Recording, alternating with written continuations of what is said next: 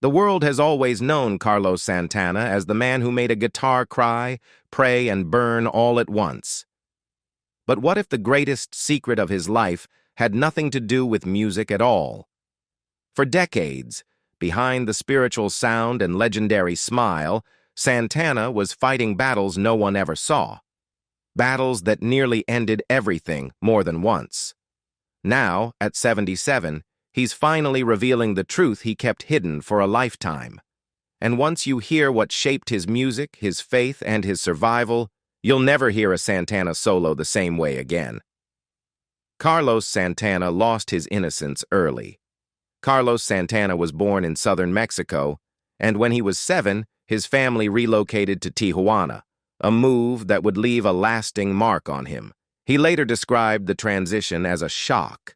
His father, a working musician, put Carlos and his brothers to work early, selling gum on the streets, shining shoes, and singing Mexican folk songs to help the family survive. Gifted with the guitar, Carlos soon began accompanying his father to bar gigs, performing in rough, dirt-floored saloons where he was exposed to violence and exploitation at an age far too young to understand it. By the age of 14, Santana had reached a personal crossroads. The environments in which he performed began to weigh heavily on both his body and his spirit, pushing him to step away and try to survive on his own. He supported himself by playing music in difficult nighttime venues, enduring long hours and modest pay. Over time, these experiences forced him to grow up quickly. What once felt overwhelming gradually became routine, leading him to reflect years later that true sensitivity and meaning are often found not in excess, but in purity of intention. During this same period in Tijuana, Santana encountered an older foreigner who initially presented himself as a helper, offering food, clothing, and small gestures of support.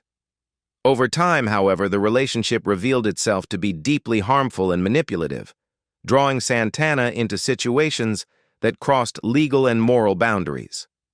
This chapter of his life lasted several months before a moment of awareness allowed him to step back and break free. Observing a quiet scene through a window one day, he suddenly recognized the nature of the person he had trusted, an insight that marked the beginning of reclaiming his sense of self.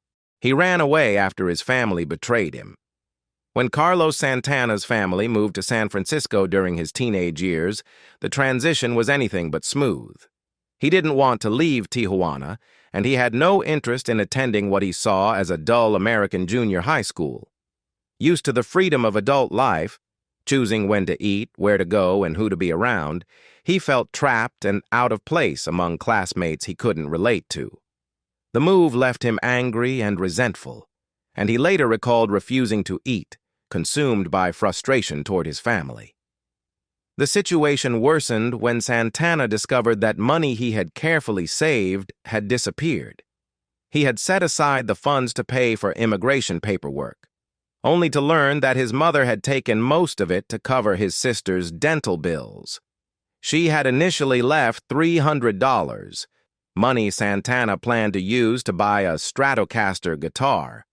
But even that was gone when he asked for it back. His mother admitted she had spent it on rent. Furious and feeling betrayed, Santana accepted the small amount of cash she offered and made his way back to Tijuana. There, he returned to the strip club circuit and the harsh world he knew too well. He remained estranged from his family for nearly a year, living on his own terms once again. Eventually, his family tracked him down and brought him back by force. Santana later described the moment bluntly, saying they put him into a car and took him back. He contracted tuberculosis. Falling seriously ill is devastating under any circumstances, but for Carlos Santana, the timing made it especially cruel. In the spring of 1967, while still in high school, he was on the brink of a major breakthrough. Fronting the Santana Blues Band, he had gone from playing on the streets of San Francisco to opening shows for The Who. His talent caught the attention of Steve Miller and blues legend Howlin' Wolf, both of whom invited his band to tour with them. Those opportunities disappeared almost overnight when 19-year-old Santana was diagnosed with tuberculosis. a disease rarely seen in the United States by that time. He spent 3 months confined to San Francisco General Hospital, undergoing relentless antibiotic treatments. When his body reacted badly to the medication, doctors switched to painful streptomycin injections, leaving him unable to sit comfortably for weeks. Despite the physical toll, Santana refused to let the illness end his momentum. While hospitalized, he worked with a tutor to complete his studies and ultimately graduated high school from his hospital bed. Santana's record company blocked his ambitious projects. Santana's first 3 albums blended jazz, Latin rhythms, and psychedelic rock in a way that felt completely new, and audiences responded immediately. Their debut album shot to #1 and went double platinum, while Abraxas and Santana 3 pushed the band even further, topping the Billboard 200 and earning quintuple platinum and double platinum status. Santana wasn't just successful, they were redefining what mainstream rock could sound like. That momentum hit resistance in 1972 with the release of Caravanserai. By then, Carlos Santana was undergoing a deep personal and spiritual transformation, and the music reflected it. The album was largely instrumental, experimental, and far removed from the radio-friendly grooves that had made the band famous. Columbia Records pushed back hard. Clive Davis reportedly warned Santana that releasing it would be career suicide. Despite the label's fears, Caravanserai still cracked the top 10, proving Santana was willing to risk commercial comfort for artistic truth. The tension didn't end there. In 1974, Santana delivered Lotus, an ambitious live album originally intended as a 3 LP set. Columbia balked at the cost and limited its release to Japan, effectively sidelining the project in the U.S. Fans had no easy way to hear it unless they tracked down an expensive import, and the album wouldn't officially reach American audiences until its CD reissue in 1991. He couldn't record for most of the 90s. The 1990s were a rough stretch for Carlos Santana, both commercially and creatively. After releasing 3 albums in a row that failed to go gold or platinum, ending with 1990's Spirits Dancing in the Flesh, Columbia Records, the label that had been his home since Clive Davis signed him in the late 1960s, let him go. His next album, Milagro, 1992, released through Polydor, also failed to gain traction, and Santana soon parted ways with that label as well. Before long, he found himself without a record deal at all, dismissed by the industry as an artist whose best years were behind him. It was a painful contradiction. He was full of ideas, but had nowhere to record them. "I felt I had a masterpiece of joy in my belly," he later told Rolling Stone. By 1997, the loss of his father, musician Jose Santana, pushed him into an even deeper emotional low. For a time, he couldn't even listen to music. "I was numb," he admitted. Slowly, after months of grieving and reflection, he felt ready to return. His wife at the time, Deborah King Santana, encouraged him to reach out to Clive Davis, who was now an executive at Arista Records. That reconnection changed everything. Together, Santana and Davis created Supernatural, one of the most remarkable comebacks in pop music history. Released in 1999, the album paired Santana with a new generation of pop and rock stars, sold around 13 million copies, produced the massive hit Smooth, which spent 12 weeks at #1 on the Billboard Hot 100, and earned 8 Grammy Awards. 2 close friends died back-to-back. Carlos Santana's legendary career might never have taken off the way it did without a perfectly timed break from Bill Graham. The influential manager and concert promoter persuaded festival organizers to take a chance on a young San Francisco band he believed in, Santana, led by a 22-year-old guitar prodigy who was still completely unknown. The band hadn't even released an album yet, but their explosive performance stunned the crowd. Within a year, Santana was topping the charts and becoming a national sensation. As Santana's fame grew, so did his bond with Graham. The two remained close for decades, supporting each other as their reputations became part of rock history. That relationship was cut short in November 1991, when Graham died tragically at age 61 in a helicopter crash in Vallejo, California. Soon after, a memorial concert was organized in San Francisco, and Santana took the stage despite his grief. Reflecting on that painful period, he later said, "They sharpened my tenacity. They sharpened my convictions." He was speaking not only about Graham, but also about another towering influence in his life, jazz legend Miles Davis, who had passed away just 2 months before. Carlos Santana and his wife split up after 30 years together.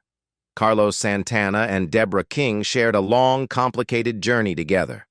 They married in 1973 and raised 3 children while navigating the peaks and valleys of Santana's career. From the highs of the 1970s, through the struggles of the 1980s, to the dramatic comeback of the late 1990s. Their partnership went beyond marriage. Together, they opened a small chain of Mexican restaurants, founded the Milagro Foundation to support charitable causes, and in 1994, King stepped in to reorganize, and ultimately save, Santana's finances. Looking back, Santana once admitted, "I'd probably be a hobo if it wasn't for her." Still, the marriage wasn't without deep wounds. King later revealed that after their children were born, Santana was unfaithful while touring. When his memoir, Space Between the Stars, laid those affairs bare, Santana publicly apologized to his wife and children for the pain he caused. The damage, however, proved lasting. Just over 2 years later, King filed for divorce, citing irreconcilable differences. Santana eventually found love again. In 2010, he proposed to Cindy Blackman, the drummer in his band. He nearly ended his life on multiple occasions. After Deborah King Santana, Carlos's wife of 34 years, filed for divorce in 2007, his inner world slipped into a dangerously dark place. The end of the marriage shook him deeply, and Santana later revealed that he struggled with serious thoughts of ending his life. In a 2008 interview with Rolling Stone, he said he had attempted suicide multiple times, opening a painful window into just how overwhelmed he had become. The breakup wasn't the only weight he was carrying. Old trauma resurfaced as well, memories of repeated abuse by a family friend that began when he was just 10 years old. Those long-buried wounds, combined with the collapse of his marriage, pushed him to a breaking point. Santana has since said that spirituality and faith were what pulled him back. "You have to go through the darkest night of the soul to get to the brightest light of the day," he reflected. He also emphasized that forgiveness played a crucial role in his healing, calling it incredibly liberating and a turning point in reclaiming his life. Carlos Santana at 77, still on stage, still evolving. At 77, Carlos Santana remains a powerful live performer. His long-running Las Vegas residency, An Intimate Evening with Santana, Greatest Hits Live, has lasted more than 13 years and is confirmed through 2025.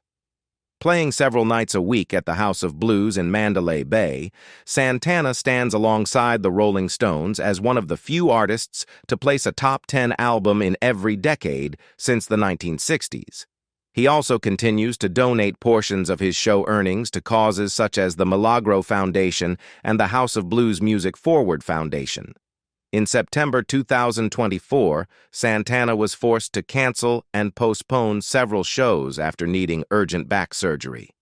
Dates in Albuquerque, Phoenix, and Las Vegas were affected, and fans noticed him performing seated during recent concerts. Still, he pushed through select August performances, including a special night at the Kia Forum in Inglewood, where he marked the 25th anniversary of Supernatural by performing 5 songs from the iconic album. Santana also faced controversy in 2023 after making unscripted comments about gender identity during a concert in Atlantic City. The remarks sparked widespread backlash, particularly after he publicly voiced support for comedian Dave Chappelle, whose work had already drawn criticism from LGBTQ advocacy groups. Santana briefly apologized online, then deleted the post and shared a cryptic poem instead, further fueling debate. Despite the turbulence, Santana's band has become a family affair. His wife, drummer Cindy Blackman Santana, has been a core member since 2015, while his son Salvador contributes keyboards, percussion, vocals, and rap elements. Their Oneness tour blends classic hits with newer material and highlights the tight musical bond between them. Offstage, Santana continues to be guided by spirituality, discipline, and service. Through the Milagro Foundation, he supports children's health and education worldwide, and he often speaks about using music to inspire hope, awareness, and inner strength.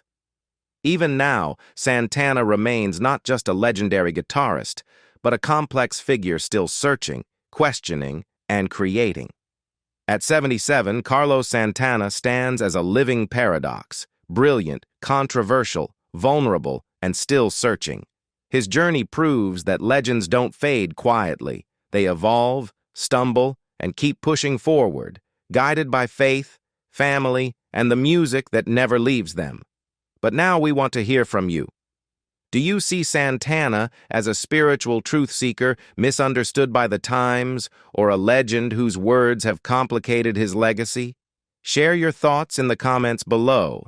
And if you enjoy deep, honest stories about music icons and the hidden truths behind their lives, don't forget to like this video and subscribe for more revealing content just like this. See you next time.